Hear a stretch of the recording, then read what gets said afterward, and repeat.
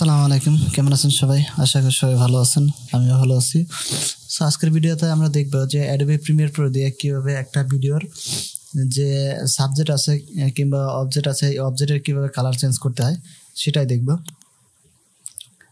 So প্রথমে আমরা যেটা করবো, এটা আমরা অ্যাডোবি প্রিমিয়ার প্রো যে সফটওয়্যারটা আছে সেটাতে চলে যাব।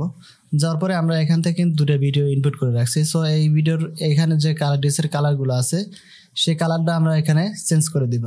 তো আমাদের অবজেক্ট যেটা আছে, আমাদের অবজেক্টের যে ড্রেসের কালার আছে সেটা কিন্তু আমরা এখান থেকে চেঞ্জ করতে পারি। তো কাজ আমরা একটা কথা বলে নিই, সেটা হলো যে আমার চ্যানেল যদি নতুন হয়ে থাকেন তাহলে অবশ্যই কিন্তু সাবস্ক্রাইব করবেন এবং বেল আইকনে ক্লিক দিয়ে রাখবেন, যাতে করে নতুন ভিডিও আপলোড করার সাথে সাথে আপনার কাছে পৌঁছে যায়। সো আমরা এখান থেকে যে ইয়াটা আছে, আমরা মূলত আমাদের এখানে এরকম থাকবে না। আমাদের যে সাবজেক্ট আছে এখানে আমাদের সেই যে সিকোয়েন্স ক্রিয়েট করে রাখছি সেই সিকোয়েন্সের এখানে কিন্তু এরকমভাবে থাকবে। তো আমরা এখান থেকে চলে যাবো হচ্ছে আমাদের যে ইফেক্ট কন্ট্রোল আছে সেই ইফেক্ট কন্ট্রোলে চলে যাব। যার পরে আমরা যে কোনো ইয়াতে কিন্তু যেটাই আমরা এবার সিলেক্ট করবো সেটা কিন্তু ইফেক্ট কন্ট্রোলে চলে আসবে। এখানে আমাদের এখানে কিন্তু ইফেক্ট কন্ট্রোলে যেগুলো আছে সেগুলো এখান থেকে চলে আসবে। তো আমরা যেটা করব, আমাদের যদি এই ড্রেসের কালারটা চেঞ্জ করতে চাই তাহলে আমাদের লোমেট্রিক কালার দিয়ে চেঞ্জ করব। আবার এখান থেকে কিন্তু ইফেক্টস অ্যাপ্লাই করেও কিন্তু আমরা চেঞ্জ করতে পারি। আবার এখান থেকে আবার একটা কাজ করতে পারি, সেটা হলো আমাদের যে এই যে বেসিক আছে, বেসিক থেকে আমাদের লাইট যদি থাকে সেরকম কালারে, তাহলে লাইট দিয়েও কিন্তু কালারটা চেঞ্জ করতে পারি। তো আমরা যেটা নর্মালি আছে সেটা দিয়ে আমরা চেঞ্জ করে নিব। তো আমরা এখান থেকে এই যে ভিডিওটা আছে এখানে, আমরা এখানে প্রথমে নিয়ে আসতেছি ভিডিওটা আনার পরে আমরা এখান থেকে চলে যাবো লোমেট্রিক কালারে।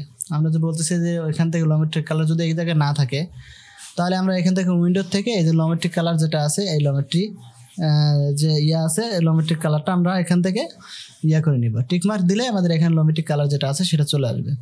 আসার পরে আমাদের এখানে 3 নাম্বার যে অপশনটা আছে এখানে কনভার্ট যেটা আছে, এখানে আমরা ক্লিক করব। ক্লিক করার পরে আমরা নিচের দিকে যাব। আমরা প্রথমে যেটা কাজটা দেখছিলাম, এই যে এখানে আমরা দেখছিলাম যে হিউ অ্যান্ড সেট যেটা আছে, এটা দিয়ে মূলত কিন্তু আমাদের যে নিচের ব্যাকগ্রাউন্ড আছে সেই ব্যাকগ্রাউন্ডটা কিন্তু চেঞ্জ করা যায়। আর এখান থেকে আমরা যদি এখান থেকে কিন্তু আমরা চেঞ্জ করতে পারবো। তো প্রথমে আমরা এইটা থেকে দেখতেছি যে এটা দিয়ে কীভাবে চেঞ্জ করে। তো আমরা এখান থেকে কী করবো, আমরা যে এই যে এখানে যে আমাদের আইডোভার টুল আছে সেই আইডোভার টুলে আমরা ক্লিক করব।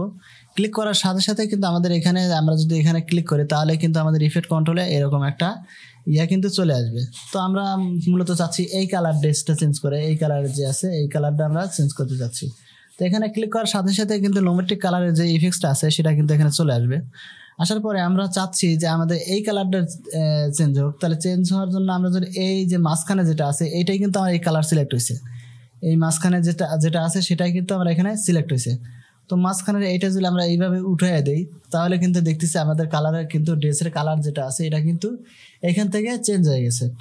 আমরা যদি এইটা চেঞ্জ করতে চাই, এই যে এখানে কিন্তু আরেকটা কালার আছে, এখানে যদি চেঞ্জ করতে চাই তাহলে এখান থেকে কিন্তু আবার আরেকটা ইফেক্টস আমরা এখান থেকে অ্যাপ্লাই করতে পারবো।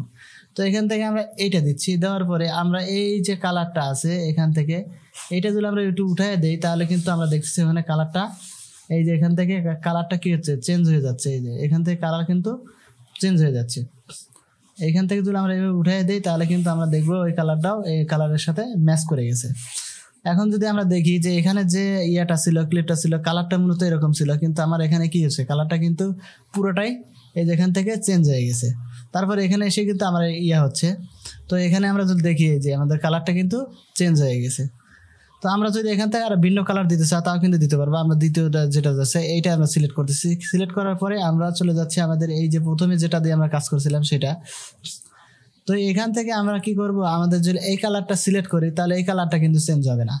এখান থেকে আমরা যদি এই যে পাশের যেগুলো আছে এইগুলো যদি আমরা দিয়ে দিই তাহলে কিন্তু এটা চেঞ্জ হবে। এই যে পাশের যেগুলো আছে সেইগুলো যদি দেই তাহলে এখান থেকে আমাদের যে ব্যাকগ্রাউন্ড আছে ব্যাকগ্রাউন্ডের কালারটা কিন্তু চেঞ্জ হয়ে যাচ্ছে। তো আমাদের যে ইয়াটা আছে লোমেট্রিক কালার আছে সেটা দিয়ে দিচ্ছি, ইয়া করে দিচ্ছি, ডিলিট করে দিচ্ছি। তো আমরা মূলত যেহেতু ড্রেস দেখবো তাহলে আমাদের ড্রেসের যে কালারটা আছে সেটা আমরা এখান থেকে সিলেক্ট করব।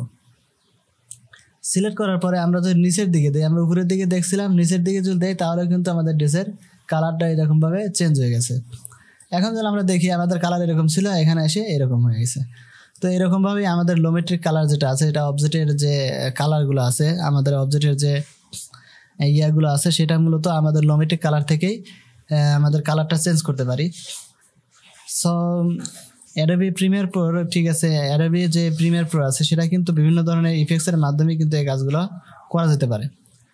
সো আজকের ভিডিও এই পর্যন্তই, দেখা হবে নতুন ভিডিওতে।